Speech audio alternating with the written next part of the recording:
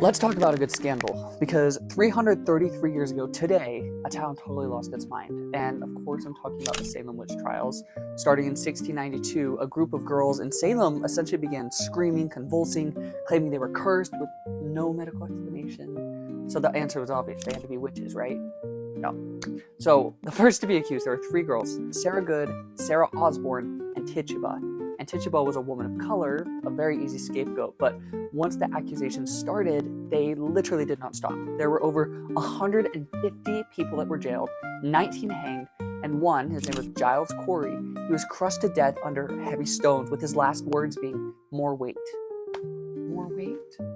So many of the accused were women who were too independent, neighbors with too much land, or people who dared to question authority. But because of the Puritan lifestyle in Salem, power belonged to the church, also wealthy landowners, and especially men. So if you didn't fit in that system and you were a threat, well, the threat had to be eliminated, right? So it came down to power. And do you want to know when it finally ended, when all this madness finally stopped? It wasn't when innocent people were hung. Nope. It wasn't when a man was crushed to death. Nope. It was stopped when the governor's own wife was suddenly accused. And just like that, the trials were over. Almost like they knew it was never real to begin with.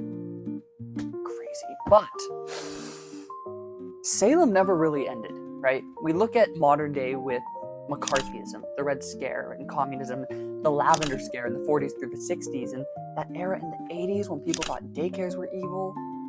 Absolutely crazy. And then you look at like today, in modern time, cancel culture, right? Hashtag Me Too. And it definitely, hashtag Me Too did expose the real abusers. I'm getting a little political here, but we've also seen careers instantly destroyed based on accusations alone. No trial, no evidence, just a headline, and someone's life is over, and that should sound a little familiar because it's been happening for 333 years. Witch hunts, just with different names. And you look at how Salem gave us Hocus Pocus, a classic, The Crucible, my favorite season of American Horror Story, Coven, but at what cost? Because the real witches, who are they? They aren't the ones on trial. It's 333 years later, we're still lighting torches. Baffles me. Let me know your thoughts. I'm so curious.